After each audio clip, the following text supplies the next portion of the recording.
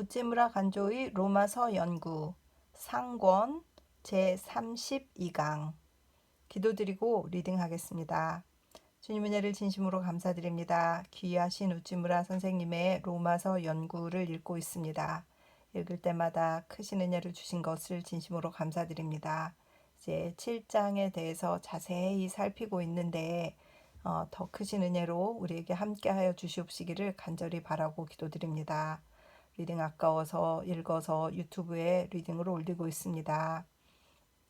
우리를 광고해 주시는 것은 우리들의 친구들이다 라고 말씀하신 것처럼 하나님 친구 되신 성령님께서 우리에게 좋은 친구로 이것을 또 다른 좋은 친구들에게 많이 광고하여 주시기를 간절히 바라고 기도드립니다. 들으셔야 될 분들이 꼭 듣고 크신 은혜 받을 수 있도록 인도하여 주시옵소서. 감사드리며 고마우신 우리 주 그리스도 예수님 이름 받들어 기도드렸사옵나이다. 아멘. 32강 성결은 로마서 7장 7절에서 14절 말씀입니다. 그래서 말씀 읽고 또 시작하도록 그렇게 하겠습니다. 로마서 7장 7절에서 14절 7. 그런즉 우리가 무슨 말을 하리요? 율법이 죄냐? 그럴 수 없느니라.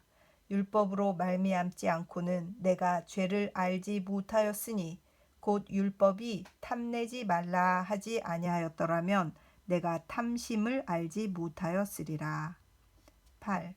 그러나 죄가 기회를 타서 계명으로 말미암아 내 속에서 온갖 탐심을 이루었나니 이는 율법이 없으면 죄가 죽은 것임이라. 9. 전에 율법을 깨닫지 못했을 때에는 내가 살았더니 계명이 이름에 죄는 살아나고 나는 죽었도다. 10.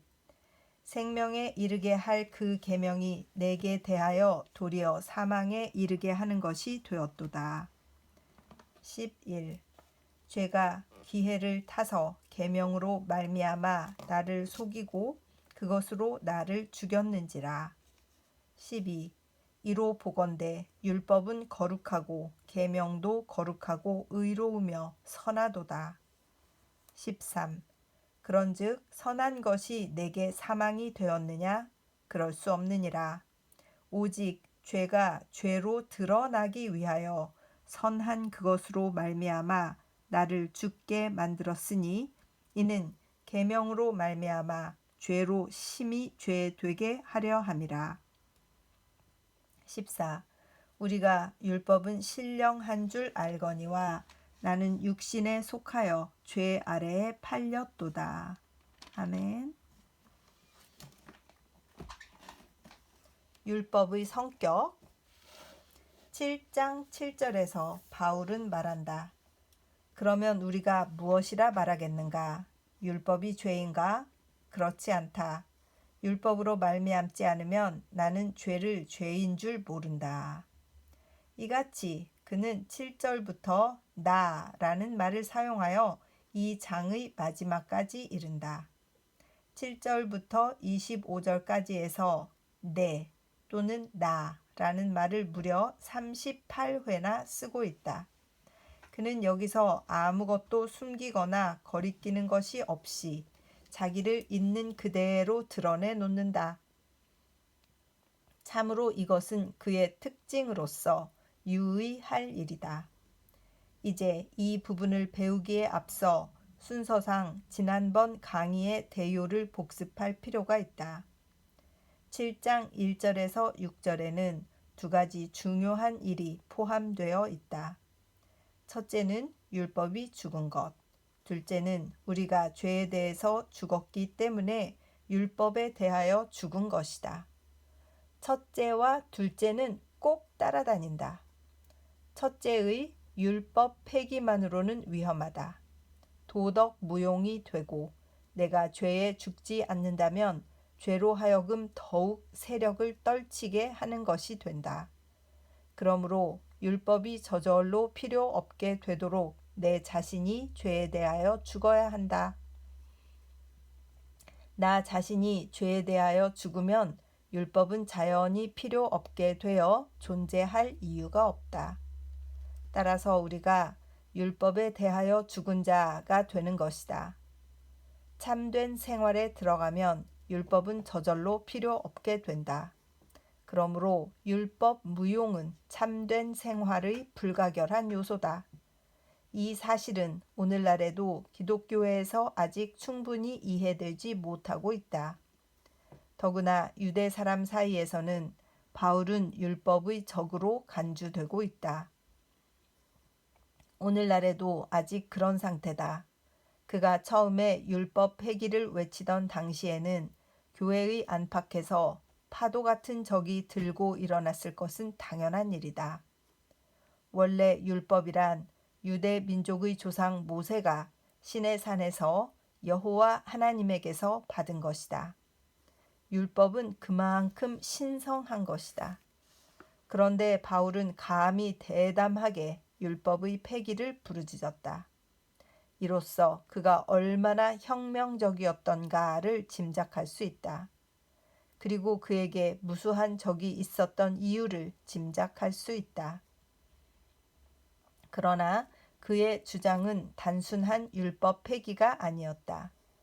율법만을 떠받들다가는 도리어 율법을 지킬 수가 없다.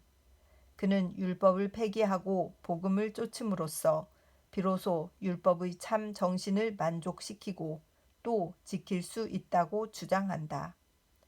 곧 버리는 것은 도리어 얻는 길이며 깨뜨리는 것은 도리어 세우는 길이라고 그는 말한다. 율법만이 아니라 모든 종교, 도덕에 대하여 그는 이 사실을 말하려는 것이다. 버리는 것은 곧 그것을 실현하는 길이다. 모두가 복음을 좇아 그리스도를 섬기고 가르침을 완전히 버릴 때 그 다른 가르침도 제대로 행할 수 있는 것이다. 복음을 믿지 않고 다른 종교나 도덕을 쫓고 있을 때에는 도리어 그것을 행할 수가 없다. 후자를 떠나 전자를 쫓을 때 비로소 후자도 만족시킬 수 있다고 그는 주장한다. 이제 7절 후반을 보면 율법으로 말미암지 않으면 나는 죄를 죄인 줄 모른다. 곧 율법이 탐내지 말라고 말하지 않았다면 나는 탐욕이 죄인 줄 몰랐을 것이다 라고 한다. 그리고 그 다음에 바울은 자신의 죄악감을 고백하고 있다. 탐내지 말라란 누구나 아는 바와 같이 십계명의 제10조다. 그는 이 계명으로 말미암아 탐욕이 죄임을 알았다는 것이다. 여기서 문제가 되는 것은 왜 그가 여기에 탐욕의 죄만 들고 다른 죄는 언급하지 않았는가 하는 것이다. 어떤 사람은 바울이 특히 탐욕이 많은 사람이었기 때문일 것이라고 대답한다. 그러나 이것은 그를 일부러 나쁘게 보는 편파심에 사로잡힌 사람의 말이다. 8절 이하에서 그의 심각하고 통렬한 죄의 고백에 접할 때 아울러 그가 지나간 1900년 동안 최대의 크리스천임을 아울러 생각할 때 우리는 그의 성실한 인격과 위대한 영혼에 대하여 깊은 경의를 표하지 않을 수 없다. 어떤 사람은 바울을 죄인이라 깔보고 어떤 사람은 바울에게 이 같은 고민을 안겨준 기독교를 무력한 종교라고 헐뜯을 것이다. 그러나 우리는 바울과 같은 위대한 인물에게 이런 깊은 고민이 있었음을 알고 같은 고민 속에서도 큰 위로를 받는다. 그렇지. 죄를 고민하는 것, 이것은 결코 하나님에게 버림받은 것이 아니다. 도리어 이것이야말로 사람이 하나님 앞에 용납되는 길이다. 이것을 통과할 때 비로소 참 평안과 기쁨 속에 들어가는 것이다. 바울 같은 이도 탐욕의 죄로 깊이 고민했다는 것은 여러 가지 의미에서 우리에게 큰 위로를 준다. 모세의 10계명 중 제10조는 매우 유념할 계명이다.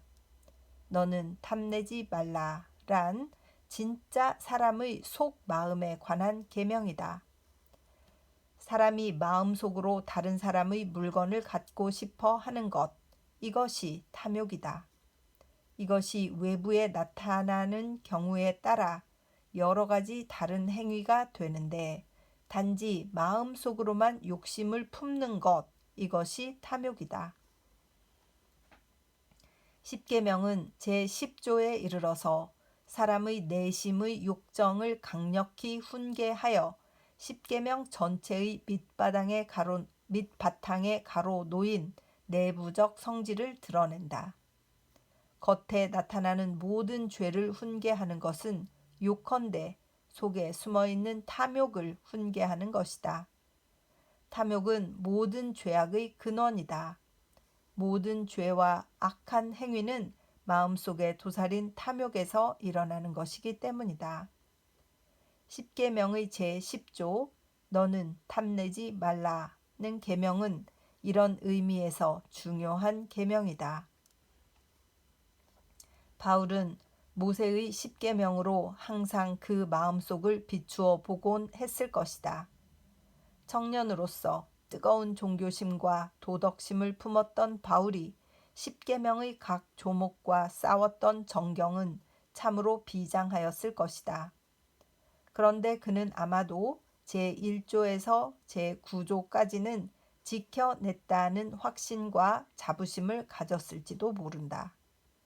그러나 그때 제10조의 너는 탐내지 말라는 한 구절이 무서운 힘으로 그의 눈앞에 들이닥쳤을 것이다. 그리고 그의 마음의 추악함을 쪼개어 보이는 해부도와 같이 작용하였을 것이다. 그리하여 제9조까지는 지켜냈다는 확신을 가졌던 그의 마음의 굳은 성을 보기 좋게 분쇄하였을 것이다. 그는 이 제10조의 날카로운 공격에 부딪히자 마침내 항복하는 수밖에 없었을 것이다. 그리고 나는 죄인의 괴수다 라고 여러 번 부르짖고 또 이 죽음의 몸에서 나를 구원할 자 누구인가고 몇 번이나 탄식하였을 것이다. 살인하지 말라는 계명은 지킬 수 있다고 한다.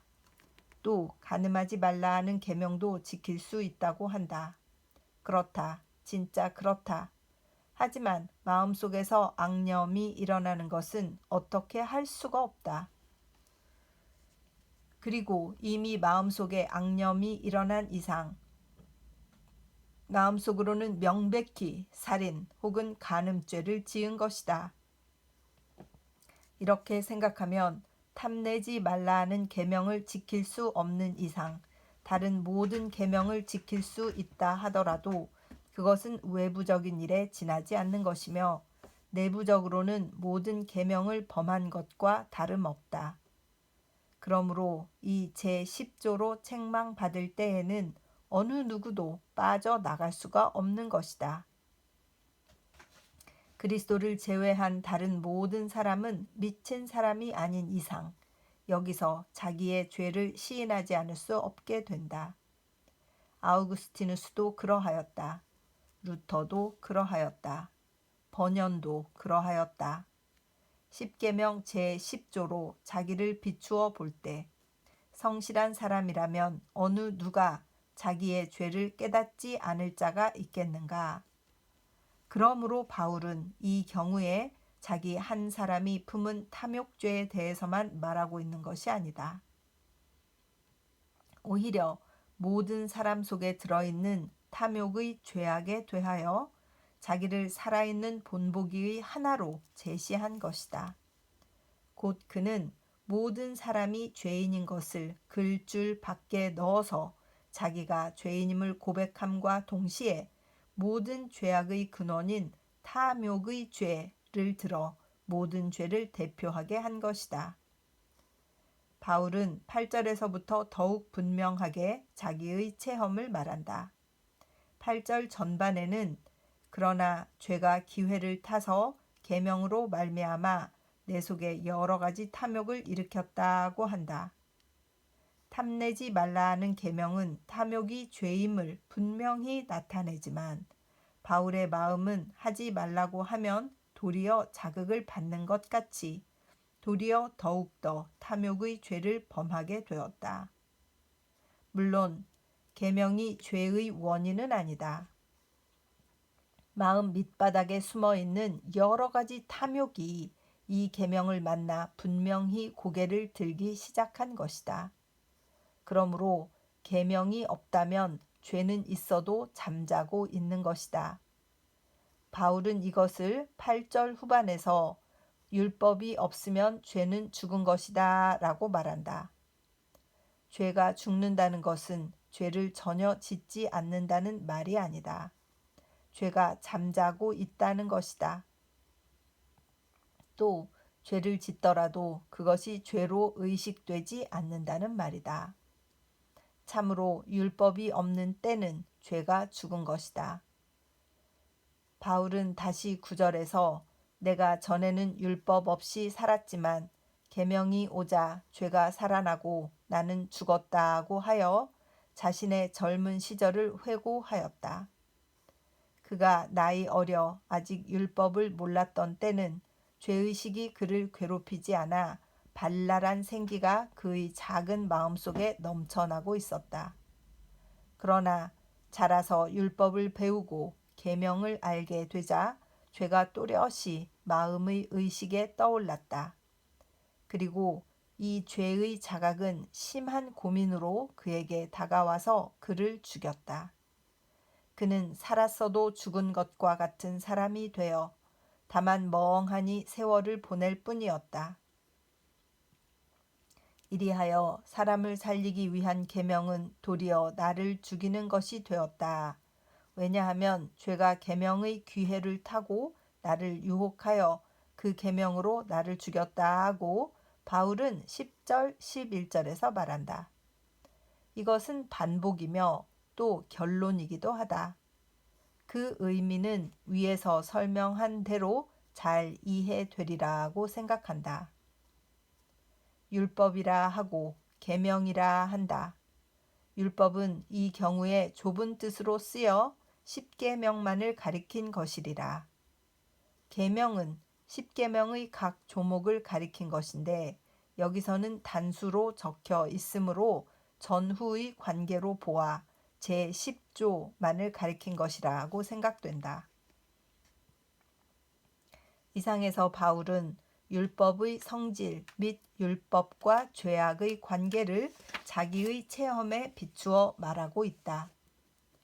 계명이 잠든 죄를 일깨우는 것이라고 함은 명확한 심리상의 사실이다.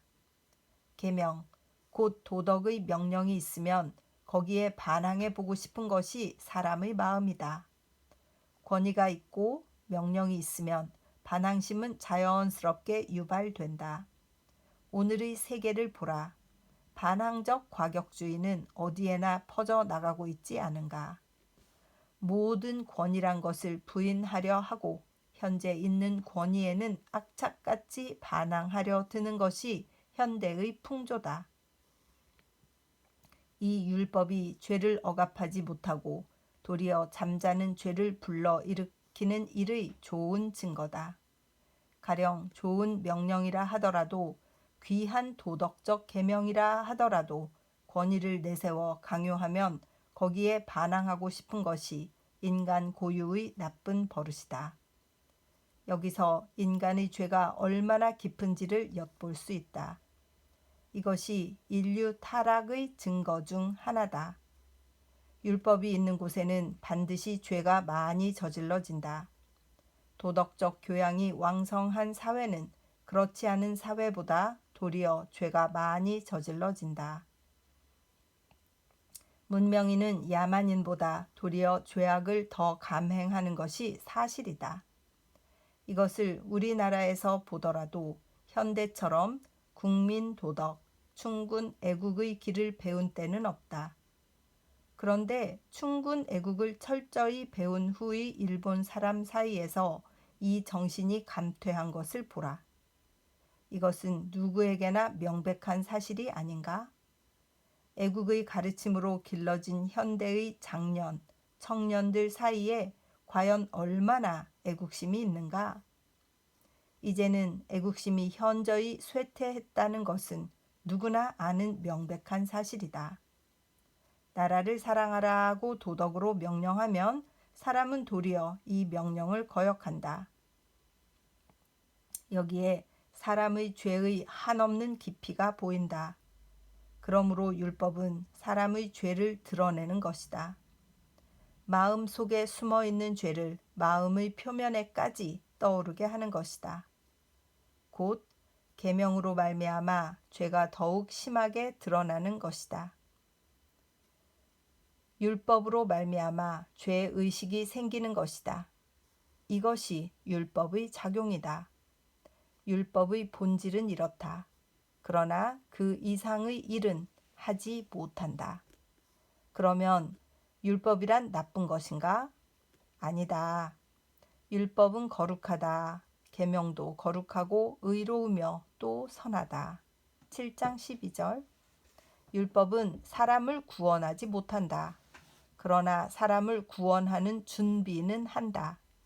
왜냐하면 사람이 구원받기 위해서는 자기의 죄를 통렬히 인정해야 하는데 이것을 인정하게 하는 것이 율법이기 때문이다.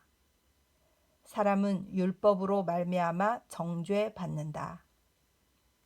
그리고 그리스도로 말미암아 이 죄에서 구원받는다.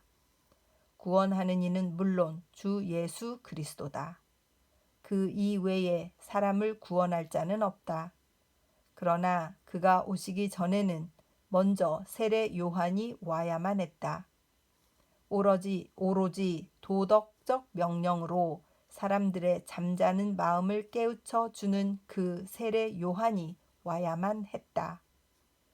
요한은 도덕으로 사람들을 꾸짖고 사람들로 하여금 자기의 죄를 고백하게 한다. 그런 다음에 그리스도께서 오셔서 구원의 일을 하시는 것이다. 거듭 말한다. 율법은 사람을 구원하지 못한다. 그러나 사람을 구원하는 준비는 한다. 율법은 사람으로 하여금 죄를 의식하게 만드는 것이기 때문이다. 이것이 율법, 즉 계명, 즉 도덕의 본성이다. 아멘. 사람의 구원을 준비하는 율법. 그래서 세례 요한이 먼저 와서 율법으로 사람을 구원할 준비를 시키고 예수님께서 오셔서 구원을 시키시는 이 순서, 성경 말씀 그대로 진행된 그 역사의 현장, 이것을 또 생각하지 않을 수가 없는 것 같고, 탐심에 대해서 바울이 얼마나 본인의 그 양심을 선량하게 하려고 얼마나 애를 썼을까요? 그럼에도 불구하고 그분이 탐심에 대해서 괴로워했다는 것을 보니 우리같이 이렇게 무디게 사는 사람들은 정말 성령님께서 우리의 죄를 거울에 비춰주셨을 때 정말 너무나 통렬해서 울고불고 고개를 들 수 없을 것 같다는 그런 생각을 하게 되는 그런 리딩이었습니다. 우리 각자 다 마음속에 얼마나 많은 탐심을 가지고 사는가 생각이 들고 아닌 것 같지만 들여다보면 저 스스로도 얼마나 많은가 생각합니다. 우리 우찌무라 선생님께서 이것을 다 글로 이렇게 다 펼쳐 놓으셔서 다시 한번 저 자신을 또 그 탐심의 부분에서 비추어 보고 조금 통렬해지려고 하는 그런 시간을 가졌습니다. 기도드리겠습니다. 주님 은혜를 진심으로 감사드립니다. 율법은 우리에게 거울이 되어서 우리를 들여다보게 하고 우리의 잠자고 있던 죄악의 본성을 떠오르게 하여서 우리가 그것을 구원받지 않고는 견딜 수 없는 존재가 되게 만들고 그때 예수 그리스도께서 오셔서 우리 죄를 씻어주셔서 우리를 구원해 주실 때 우리가 구원의 감사함을 받는 이 놀라운 계획, 이 놀라운 순서에 대해서 읽을 수 있었습니다. 하나님 아버지, 들으시는 형제 자매님들과 또 저 자신이 바울과 같이 정말 그 정도로 깨끗한 양심의 소유자도 아닐 것인데, 그러나 우리 죄도 예수 그리스도께서 똑같이 깨끗하게 씻어주셨다 생각을 하니 너무나 감사를 드립니다. 바울은 로마서에서 우리가 무엇을 감사해야 될 것인가를 제시해 주시는 것 같습니다. 깨닫고 그 감사함이 넘치는 가운데 생활할 수 있도록 도와주시옵소서. 감사드리며 고마우신 우리 주 그리스도 예수님 이름 받들어 기도드립니다. 아멘. 사랑하고 축복합니다.